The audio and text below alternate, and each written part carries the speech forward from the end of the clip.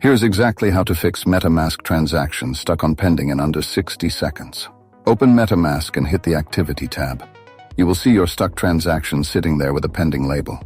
Look for the nonce number next to it. That number is how you're going to overwrite it. Hit Send. Paste your own address as the recipient. Set the amount to 0.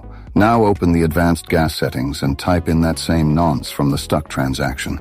Bump the priority fee up at least 30%. What you're doing is sending a new transaction that replaces the old one.